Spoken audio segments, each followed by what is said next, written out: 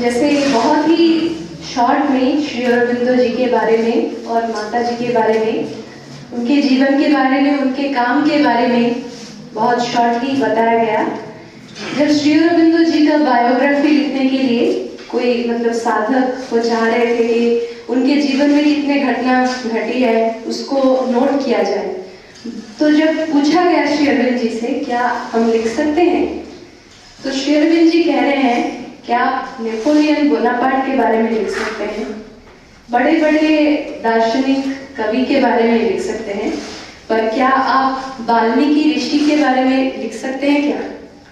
क्योंकि उनके बाह्य जीवन में, बाहरी जीवन में उतना कुछ नहीं है, देखने के लिए उतना कुछ घटना नहीं है। मैक्सिमम वो इनर लिविंग, उनका काम जो होता है अंतर चेतना में, जो बाह्य दृष्टि में हम नहीं देख सकते, हमारा कैपेबिलिटी नहीं है, वो काम उनका होता है। तो वैसे ही मेरे जीवन के बारे में तुम क्या लिख सकते हो, ये तो मैक्सिमम ये अंतर जीवन का ही जो काम है। तो इसीलिए श्री अरविंद जी के बारे में जो भी बोला गया है वो बाहरी दृष्टि से जो हम देख रहे हैं, पर उससे और गहराई में जब माता जी को पूछा गया कि how can we know Shri Aurobindo, माता जी कह रहे हैं कि he is as vast as this universe, जितना बड़ा ये यूनिवर्स है उसको और जान रहे, जितना जान रहे हो और जानना बाकी है, वैसे ही उनके बारे में जितना जान रहे हैं और जानना बाकी है। तो हम उनके बारे में क्यों बताने आए हैं, अभी तक क्यों नहीं हम जाने हैं उनके बारे में? तो कुछ घटना अगर हम देखें तो श्री अरविंद जी जैसे भैया बोले 1910 से वो फ्रीडम मूवमेंट, मतलब बाह्य रूप से फ्रीडम मूवमेंट को छोड़ के पौंडीचेरी चले गए। तो इस कारण से उनका जो मूवमेंट था, उनका जो स्वदेशी आंदोलन था, that is based on yoga. वो जितने भी स्वाधीनता संग्रामी थे उनको ये कह रहे थे कि हमारा जो देश का जो बैकबोन है, स्ट्रेंथ है, दैट इज स्पिरिचुअलिटी।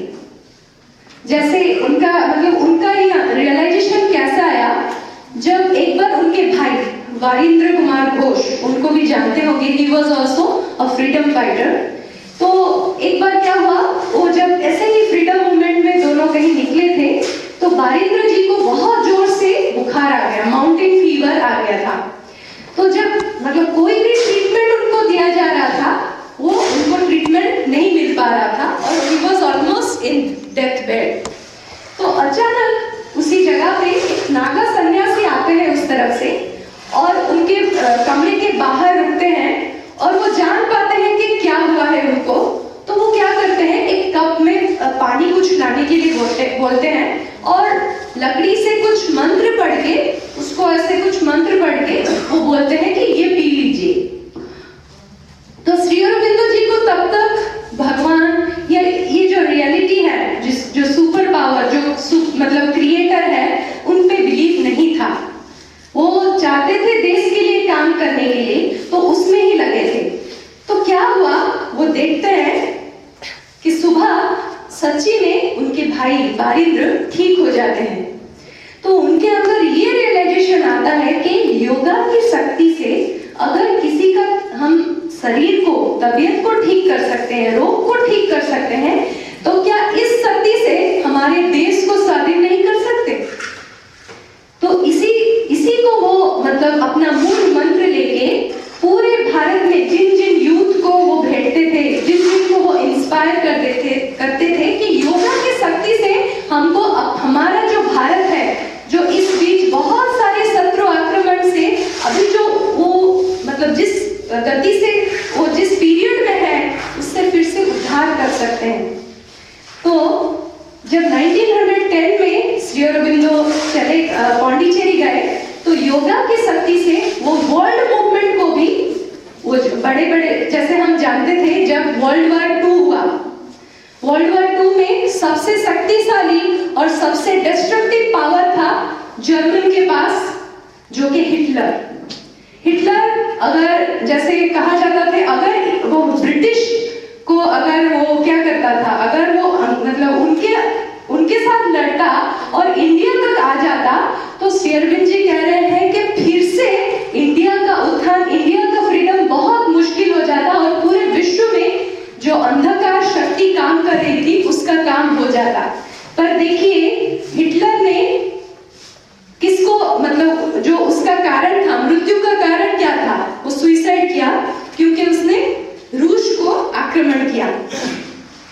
एक्चुअली इसके पीछे भी एक कारण है। माताजी देखते हैं, माताजी जब वो वर्ल्ड मूवमेंट को ऑब्जर्व कर रहे हैं, एक्चुअली हिटलर को एक बुरी शक्ति, जिसको वो कहते हैं वर्ल्ड फॉल्सूड का एक मतलब बहुत बड़ा राक्षस, उसको कंट्रोल कर रहा था और उसको जहां जहां वो कह रहा था मतलब आक्रमण करने के लिए, वहां पे वो क्या करता था? आक्रमण करता था और वो जीत भी जाता था। तो उसके कंट्रोल में कंप्लीटली वो था। तो माताजी उस मूवमेंट को ब्रेक करने के लिए उसके रूप में गए और कहते हैं उसको रूस को आक्रमण करने के लिए मजबूर की। फिर वो शक्ति ये देखता है कि माताजी उसके रूप में गए हैं, तो वो बार बार हिटलर को समझाने की कोशिश करता है, पर वो नहीं हो पाता है। और देखिए उसका मृत्यु का कारण वो खुद ही था। तो ऐसे ही केवल भारत में नहीं, पूरे वर्ल्ड मूवमेंट में भी श्री अरबिंदो और माताजी काम कर रहे थे। जो शक्ति, जो इसका फ्यूचर है, जो ये बनने जा रहा है, उसके लिए, इसके भविष्य के लिए।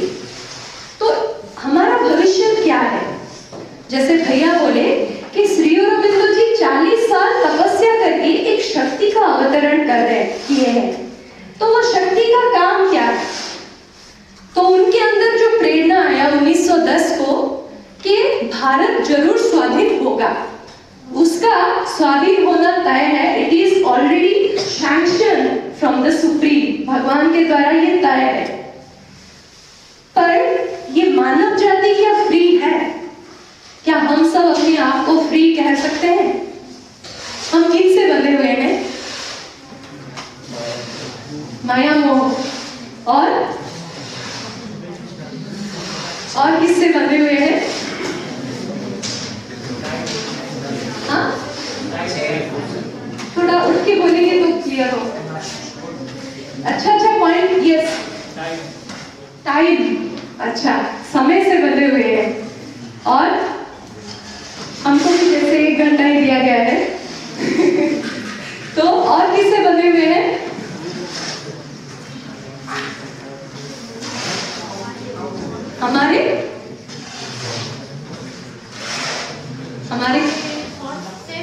हमारे थॉट से। अच्छा, और इच्छाओं से बंधे हुए हैं। यस, और सॉरी, सिद्धांत से बंधे हुए हैं। कर्म सिद्धांत, उससे बंधे हुए हैं। अच्छा, मतलब काम जो हमारा रेस्पॉन्सिबिलिटी है, उससे बंधे हुए हैं। और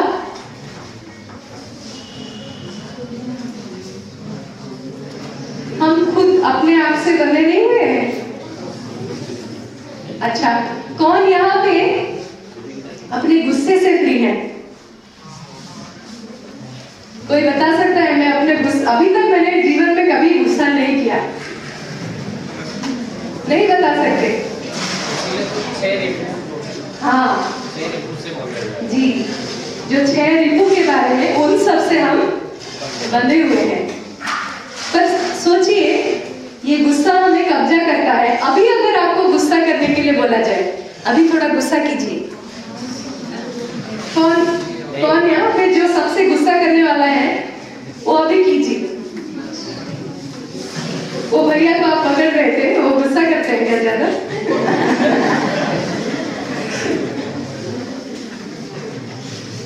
अभी कीजिए, अभी करने के लिए बोल रही हूँ और आप हंस रहे हैं। माता जी कहते हैं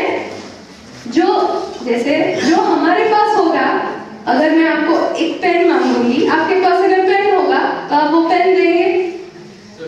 पर आपको गुस्सा मांग रहे हैं, आप हंसी दे रहे हैं, क्योंकि आपके पास गुस्सा नहीं है। क्या है? वो स्माइल, वो इनर स्माइल है। पर कभी कभी ऐसा समय आता है, उस गुस्से के वाइब्रेशन से हम बिगड़ जाते हैं, क्योंकि अभी तक हम अपने आप को नहीं जानते हैं और हम अपने आप के कंट्रोल में नहीं हैं। सपोज आप दिन में बहुत खुश हैं, कोई कारण नहीं है, खुशी से आप मतलब पूरा दिन बिता रहे हैं, अचानक पास में एक एक्सीडेंट हो गया है और उस रास्ते आप जा रहे हैं, तो आपके अंदर क्या क्या थॉट्स आते हैं? एम्बुलेंस बुलाने के, मतलब ऑलरेडी एक्सीडेंट हो गया है, लोग जमे हुए हैं, आपके अंदर उससे पहले खुशी था, पर उस वाइब्रेशन को देख के आपके अंदर क्या क्या थॉट्स आते हैं? पहले तो डर आता है, यस, उसके बाद दुख आता है, यस, और उसके बाद आपका पूरा दिन और खुश हो पाते हैं आप ये सोच रहे होते हैं कि पता नहीं क्यों पर मुझे ऐसे दुख क्यों आ रहे हैं, ये पता नहीं क्यों, ये सब भी होता है। तो माता जी कह रहे हैं हमारे जीवन में जो कुछ घट रहे हैं, क्यों घट रहे हैं? क्योंकि हम हमारे कंट्रोल में नहीं है, हम उतना सचेतन नहीं है, हमारे अपने बारे में उतना कॉन्शियस नहीं है, हम अपने बारे में नहीं जान रहे हैं, इसीलिए बाहर से कुछ शक्ति आके हमें क्या करते हैं, हमें उनके कंट्रोल में लेते हैं। एक बार क्या हुआ, दो मतलब एंजल्स हम जानते हैं, परी, वो क्यों, मतलब वो उनका रियलिटी है, वो है नो, एंजल्स है, परी, ऐसे कहा जाता है कि परी वो होते हैं गुड स्पिरिट, साइलेंस, वो होते हैं गुड स्पिरिट और वो अर्थ को आते हैं अच्छाई फैलाने के लिए। तो एक बार क्या हुआ था, एक बड़ी परी एक छोटी परी को लेके ट्रेनिंग देने के लिए अर्थ को लाई थी। तो बड़ी परी दिखा रही थी कि कैसे हमको क्या करना है, अच्छा चीज स्प्रेड करना है। तो छोटी परी बहुत ही उत्सुक थी कि कैसे वो अच्छा स्पिरिट स्प्रेड करे, तो कहां से शुरू करे। तो वो बड़ी परी बोल रही थी पहले ऑब्जर्व करो।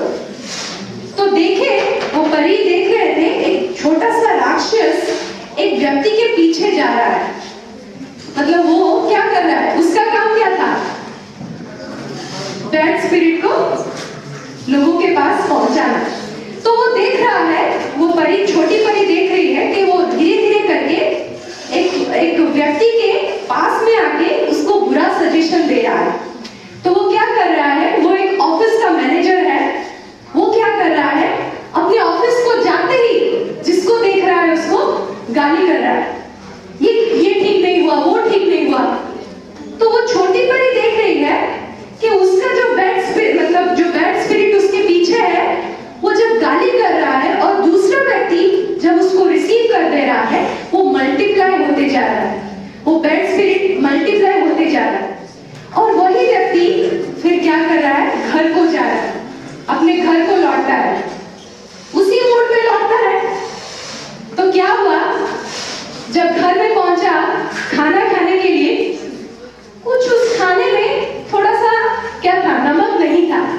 तो अभी क्या करेगा, अपनी पत्नी को गाली देगा।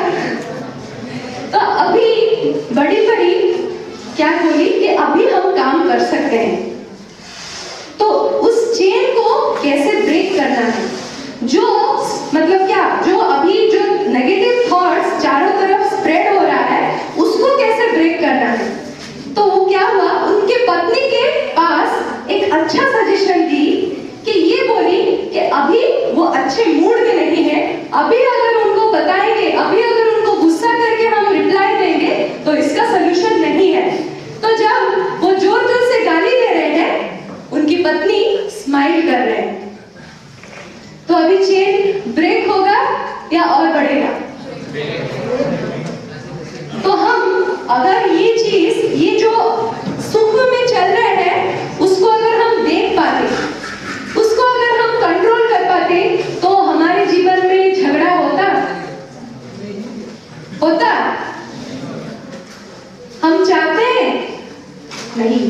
तो श्री अरविंद जी कह रहे हैं, हम कोई भी दुख चाहता है, चाहते हैं कोई तो हाथ उठाओ।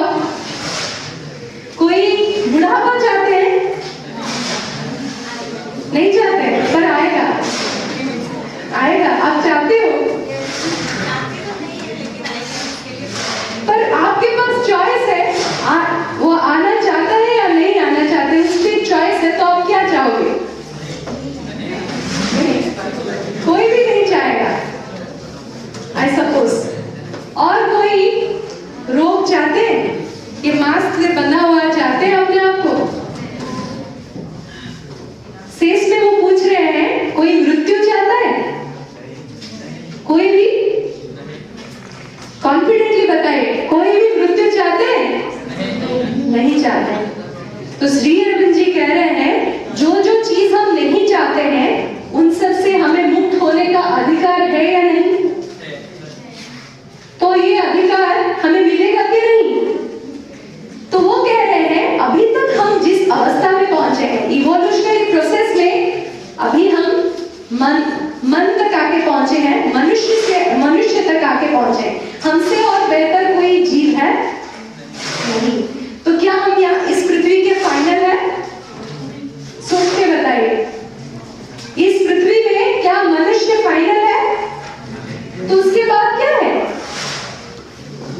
उसके बाद क्या है? रोबोट? उसके बाद क्या है? और क्या क्या सोच रहे हैं? उसके बाद क्या आने वाला है? अपने आप में बात करने से मुझे पता नहीं चल रहा है, आप उठ के बता सकते हैं। अगर कुछ मजेदार आंसर होगा तो सब हंसेंगे, मिलके हंसेंगे। इसके बाद क्या आने वाला है? कुछ कोरोना बोल रहे थे, कोरोना पार्ट 2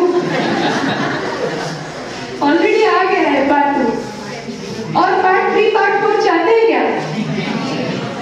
अगर हम कॉन्शियस नहीं होंगे तो पार्ट 3 पार्ट 4 भी आएगा। तो ये कॉन्शियस कैसे होना है? एक आप कोरोना का एग्जाम्पल दिए, एक बात याद आया, जब कोरोना में कोई बाहर नहीं जा पा रहा था, एक मैसेज आया था, if you can't go outside go inside. किन लोगों ने ये चीज महसूस किया कि अभी हमें अंदर जाने का समय आ गया है? अंदर मतलब यस, कैसे, क्यों फील किया?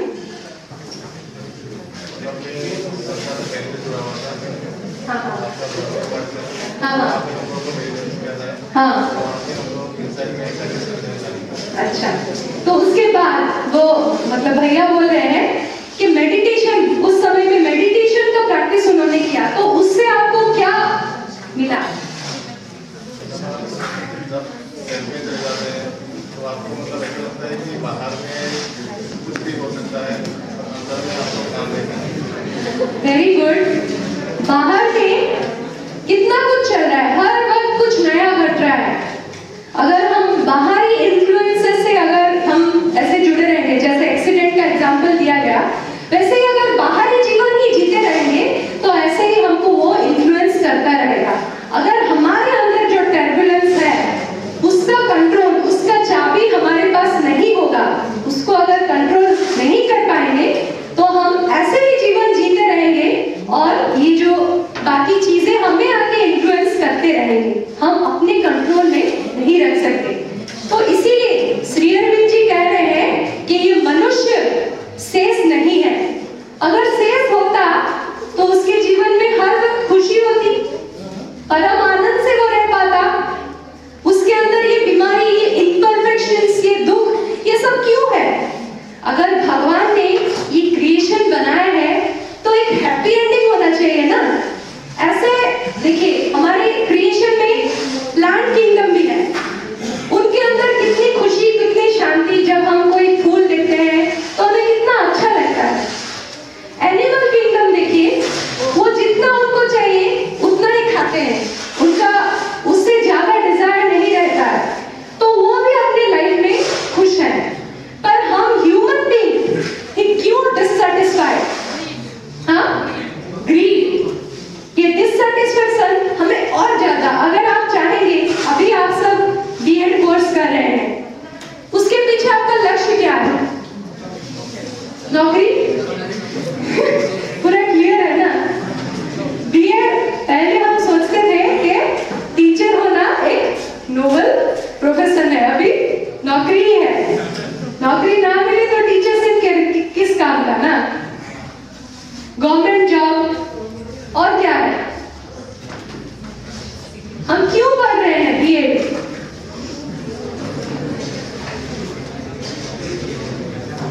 यस, कुछ बोल रहे हैं? मैम, जैसे अभी हम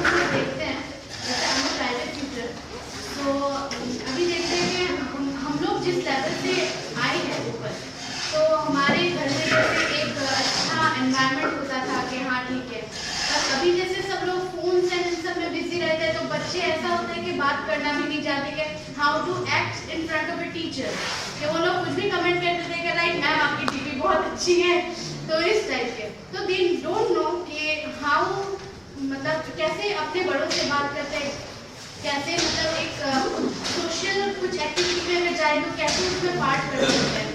तो हम लोग ये कोर्स एक्चुअली में इसलिए कर रहे थे कि हम लोग का जैसे पेपर्स है, तो I am from commerce background, तो मुझे उतना आइडिया है नहीं, मतलब I am just taking all the things logically. तो यहाँ पे जैसे डेवलपमेंट साइकोलॉजी हम लोग का एक पेपर है, तो उसमें कि एक चाइल्ड मतलब एक बच्चा जब कंसीव होता है एक ह्यूमन बॉडी में, वहाँ से लेके अप टू डेथ, वहाँ पे उसका जो प्रोग्रेस होता है, उसके जब अपब्रिंगिंग के टाइम पे उसको क्या चाहिए, उसका साइकोलॉजी क्या होता है और उस हिसाब से क्या मतलब चाहिए उसको, तो उस साइकोलॉजी के हिसाब से हम अपने फ्यूचर जनरेशन को कैसे अच्छी तरह से बड़ा कर पाए। क्योंकि अभी जो जनरेशन चल रहा है कोरोना के वजह से तो फोन में आधा ऑलमोस्ट बर्बाद हो चुका है, तो अभी पता नहीं उसके आगे क्या होगा। तो फॉर दिस वी आर बहुत ही सुंदर एक मतलब पॉइंट ऑफ व्यू रखा कि अभी जो जनरेशन आ रहे हैं they are morally influenced by the मतलब डिजिटलाइजेशन जो हुआ है, जो कंप्यूटर है, लैपटॉप है, उन सब से वो क्या हो गए हैं, एडिक्टेड हो गए हैं। क्या हम नहीं हुए हैं? वो हमसे ही तो एग्जाम्पल ले रहे हैं। हम क्या उनके आगे एक एग्जाम्पल बन पाए हैं कि वो हमें देख के वो करेंगे? क्या वो जो रेस्पेक्ट हम चाहते हैं वो रेस्पेक्ट पाने के लिए क्या हम हकदार बन गए हैं? वो क्वेश्चन हमको पहले पूछना है। वो ऐसा क्यों हो रहे हैं, उसके लिए क्या हम जिम्मेदार नहीं है? उनको एक अच्छी शिक्षा लेने में जो मजा है, पढ़ने में जो मजा है, वो चीज अगर हम दे पाए तो वो क्यों मोबाइल के पीछे भागेंगे? वो देख रहे हैं, हम स्कूल्स में टाइगर के बारे में बता रहे हैं, देखिए टाइगर कैसा होता है, येलो कलर का होता है, ब्लैक स्ट्रिप्स होता है। हाँ, तो ये स्कूल में टाइगर के बारे में ऐसे जानता है, पर मोबाइल में तो उसका वीडियो देखता है ना, टाइगर ऐसे मूव करता है, टाइगर ऐसे ये साउंड करता है, तो वो देख रहा है कि ये जो स्कूल में जो पढ़ रहा है उससे बेहतर उसे मोबाइल से मिल रहा है। अगर वहां पे हम ये कर सकते कि उसको ऐसे किताबी ज्ञान ना देके डायरेक्टली जू में जाके उसको छोड़ देते एक टाइगर के पास, मतलब इसका मतलब नहीं है केज के अंदर नहीं, केज के बाहर भी छोड़ सकते हैं। केज के अंदर भी छोड़ेंगे तो बच्चे उसको भी टैकल कर सकते हैं। लिसन, तो ये जो पॉइंट थोड़ा सुन लीजिए, उसके बाद हंसेंगे। तो अगर वहां पे जो वो सीखेगा टाइगर के बारे में, उसको और मोबाइल का ज्ञान जरूरत होगा, वो मोबाइल की तरफ जाएगा। अगर जू में आप छोड़ देंगे उसको, तो क्या वो मोबाइल में और देखेगा क्या? नहीं देखेगा। तो ये जो चेंज हमें लाना है एजुकेशन सिस्टम में, हमारा एजुकेशन सिस्टम पहले ऐसा नहीं था। जो मैंने आपको पूछा कि व्हाई डू वी स्टडी, ये जो नौकरी का कॉन्सेप्ट है, ये हम लोगों को ब्रिटिश का अवदान है। हम उस समय छोड़ सकते थे, पर हम नहीं छोड़ रहे हैं। वो कॉन्सेप्ट को पकड़ के ही हम आगे जा रहे हैं। जैसे ब्रिटिश का और बड़ा अवदान है, वो थोड़ा हमें मदिरा पिला के चले गए, तब हमारे पास चॉइस था कि इसको छोड़ के अच्छा आदत को हम ले सकते थे, पर उसको और छोड़ रहे हैं क्या? नहीं, बढ़ा रहे हैं, कंपनी बढ़ा रहे हैं। तो वही है, ये पहचान करना है कि अभी हमारे अंदर क्या क्या चेंजेस लाना है ताकि फ्यूचर जनरेशन ये चीज ना करे। माता जी 1951 में आश्रम में, पौंडीचेरी आश्रम में जो छोटे बच्चे थे उनको लेके एक स्कूल बनाए। ये स्कूल के बारे में आप जानते होंगे शायद, Shri Aurobindo international centre of education. It is an international school जहां पे एग्जाम सिस्टम नहीं है। या सुन के आपको आश्चर्य नहीं लग रहा है? एग्जाम नहीं है तो किस बेस पे उनको क्वालिफाई कर रहे हैं?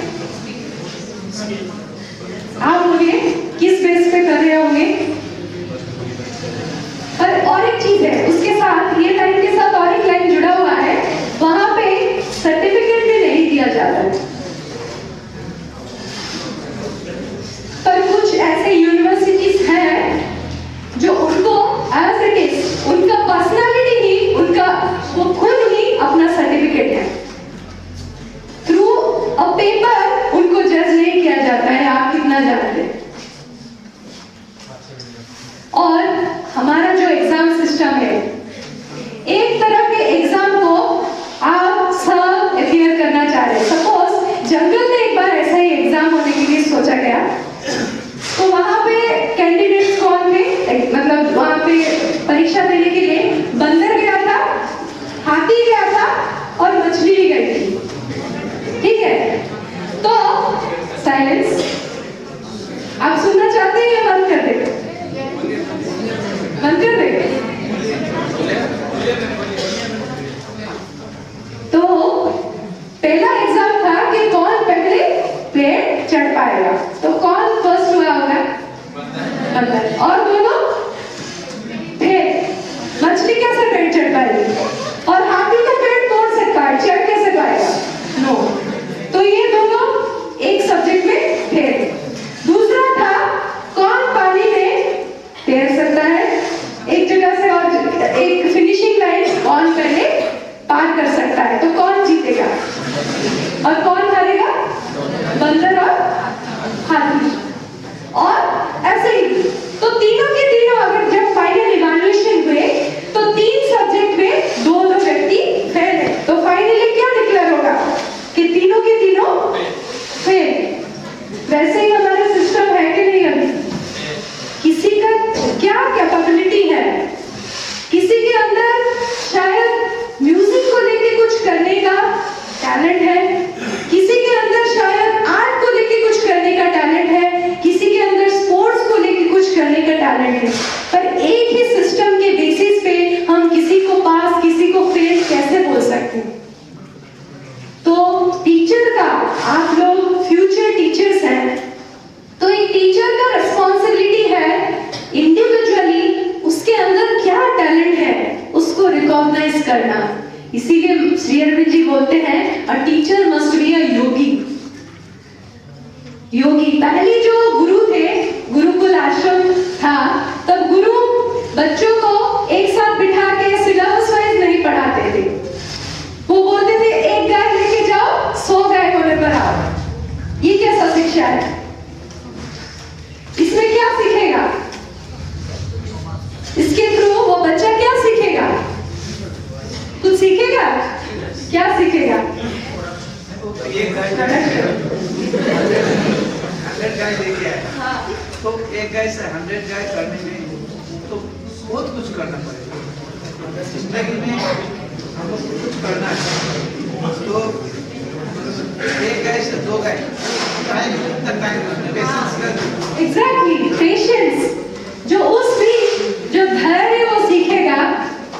आप देखिए, आप मैथ्स पढ़ रहे हैं, कॉमर्स पढ़ रहे हैं, जो भी हम जो सब्जेक्ट पढ़ रहे हैं, एक लाइफ प्रॉब्लम को फेस करने के लिए वो आपको क्या हेल्प कर रहा है? तो हम जो पढ़ रहे हैं, ये पढ़ने के पीछे माता जी कह रहे हैं हमारा लक्ष्य है सक्सेस।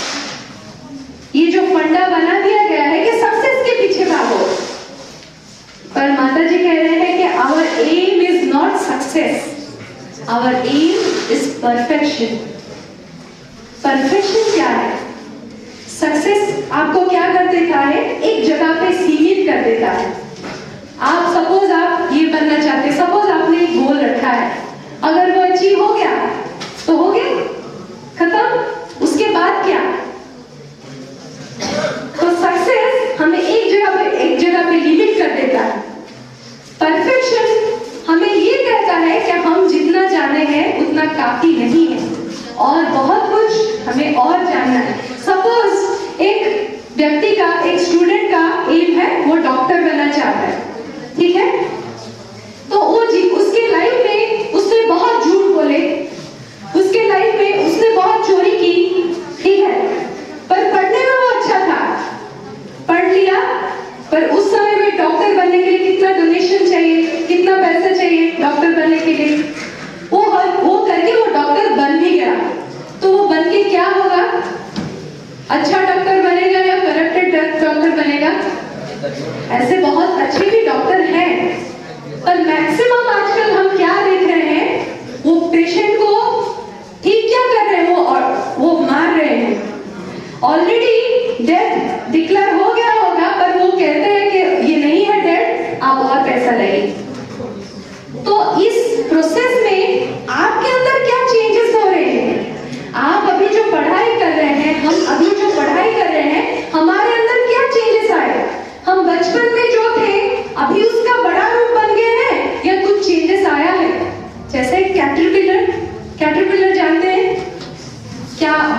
इसको हिंदी में?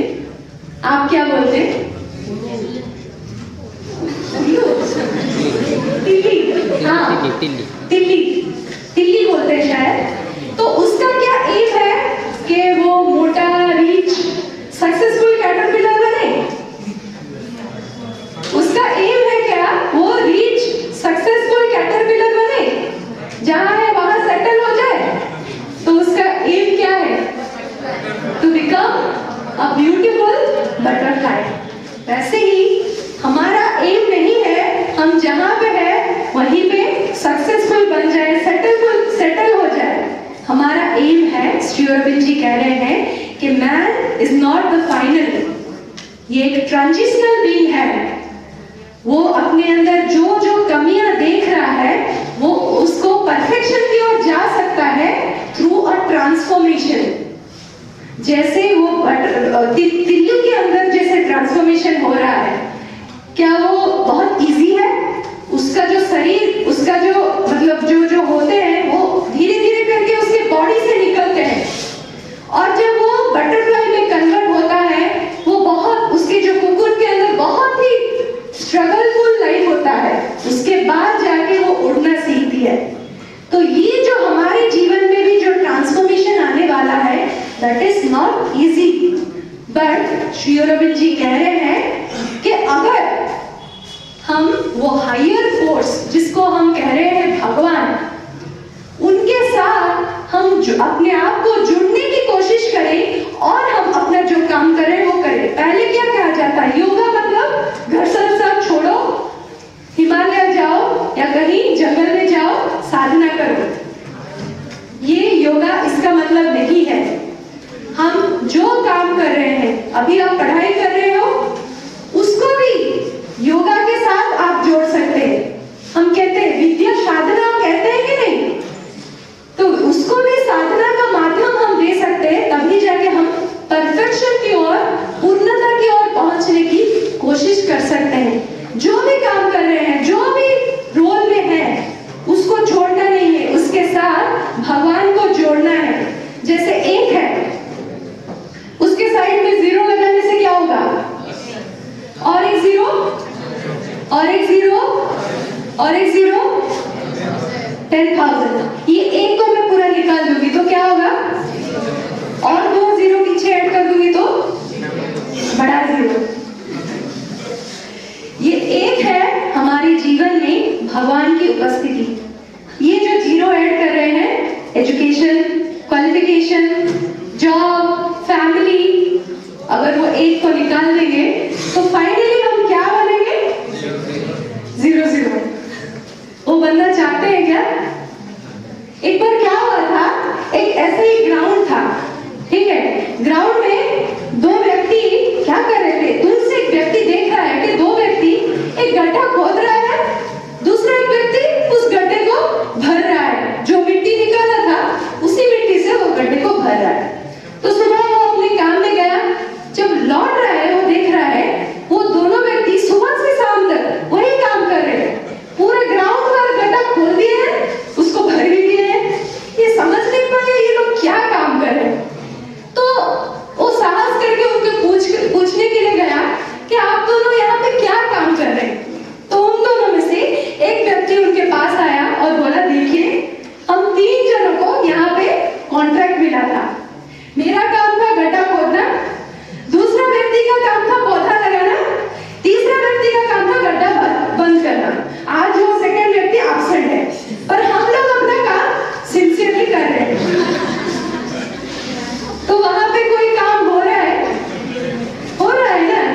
वो लोग के काम नहीं कर रहे, काम हो रहा है, पर रिजल्ट जीरो। तो ऐसा ही वो पौधा लगाने का काम हमारे जीवन में है। उस रियलिटी जो हम देखते हैं, हम जब कोई मुश्किल में है, जब हमारा घर परिवार कोई भी हमारे पास नहीं है, पर एक प्रेजेंस है जो हमें हेल्प करता है आगे बढ़ने के लिए।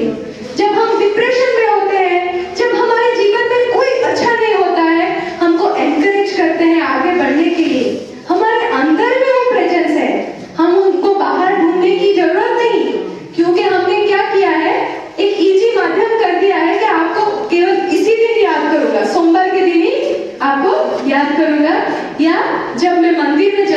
तभी ही आपको याद करूंगा, या जब मस्जिद जाऊंगा या जब चर्च जाऊंगा तभी आपको याद करूंगा। पर वो हमारे अंदर हर वक्त हमें गाइड करने के लिए वेट किए हैं। हम अपने जीवन में क्या बन सकते हैं, क्या हमारे जीवन में क्या क्या गुण है जिनको छोड़ना हमें चाहिए और किन किन चीजों को हमें अपनाना चाहिए, वो गाइडेंस जो पर पूर्णता के लिए क्या क्या हमें चाहिए, एक दिव्य मानव बनने के लिए क्या क्या हमें चाहिए, वो गाइडेंस देने के लिए वो यहाँ ही इज वेटिंग। बट क्या हम उनके ओर मुड़ रहे हैं? हम अपने घर में कितना बड़ा बड़ा रूम होता है, बच्चे स्टूडेंट्स का मांग होता है, अभी मैं बड़ा हो गया हूँ, मेरे लिए एक अकेला कमरा चाहिए, कोई स्टडीज में मुझे डिस्टर्ब ना करे, ऐसा बोलते हैं। पर हमारे घर में सबसे छोटा रूम किसका होता है? सबसे छोटा घर किसका होता है? भगवान को हमने भाड़े पे रखा है ना, उनके घर में हम रह रहे हैं या हमारे घर में वो रह रहे हैं, उनको सीढ़ी के नीचे में हो जाता है एडजस्ट। और एक अगरबत्ती सभी थोड़ा ले लो, ऐसे करके क्या करते, सबको दे देते। और हम नारियल जो चढ़ाते हैं, धूप चढ़ाते हैं, फूल चढ़ाते हैं, उसका मतलब क्या है पता है? कोई बता सकता है? फूल हम जो इधर से फेंकते हैं ठीक जाके उनके सिर पे, और मतलब इतना मतलब मजबूरी से आपका बर दे देंगे, ऐसा है क्या? नहीं, उसका मतलब क्या है? धूप क्यों देते हैं, फूल क्यों देते हैं? नारियल देखिए बाहर से कितना हार्ड है, सख्त है, वैसे ही हमारे अंदर हमारा ईगो, अहंकार जो हमको उनसे दूर करता है, वैसे ही हार्ड है। जैसे हम नारियल को भगवान के पास तोड़ते हैं, यही प्रार्थना के साथ कि हमारा ईगो को भी ऐसे ही तोड़ दीजिए। और नारियल के अंदर कितना सॉफ्ट, कितना मधुर, कितना मीठा चीज है, वैसे ही हमारा ईगो को तोड़ने के बाद भी हमारे अंदर भी वैसे पॉसिबिलिटी आएंगे। ये प्रार्थना के साथ नारियल देना चाहिए। पर अभी क्या कर रहे हैं? फूल क्यों दे रहे हैं?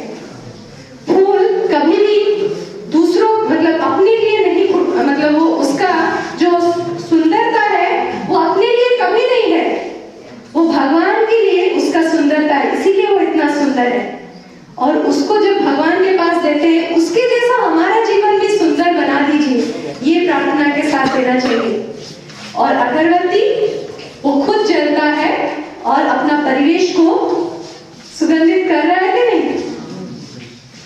तो ऐसे ही हमारे जीवन में हमें जो कुछ दे, पर हमारा जीवन ऐसा बने कि हम दूसरों के लिए सुवास भर पाए, हमारे चारों तरफ सुगंध भर पाए। ये अगर सोच हमारे अंदर डेवलप होगा तो हमारे जीवन में जो चेंज चाह रहे हैं, हम परिवर्तन के लिए मांग कर रहे हैं। परिवर्तन कैसे आएगा? Through rules, through government. पर हमको चेंज होंगे कि नहीं? हम क्या कर रहे हैं? अपना घर साफ करने में लगे हैं। हाँ, अपने घर में धूप लगा के रखे हैं, पूरा सेंट मार के रखे हैं, पर ठीक आपके घर के बाहर म्युनिसिपैलिटी ड्रेन है, तो वो सुगंध कितने देर रह पाएगा? तो वो परिवर्तन आपको भी होना है। और इन कलेक्टिव, जब कलेक्टिवली हम कॉन्शियस होंगे तो हमारा घर, हमारा गांव, हमारा जिला, हमारा राज्य, हमारा देश परिवर्तन की ओर जा पाएगा। तो ये मैसेज एज ए टीचर पहले खुद को अपनाना है और खुद एक एग्जाम्पल बनना है, ताकि बच्चे भी हम जो मांग कर रहे हैं उनसे कि हमें रेस्पेक्ट दो, नहीं, हम ऐसे एग्जाम्पल बनेंगे, उनको ऑटोमेटिकली वो उनके अंदर में आएगा कि इनको रेस्पेक्ट देना चाहिए। तो वैसे एग्जाम्पल हमें बनना है। तो इतना ही।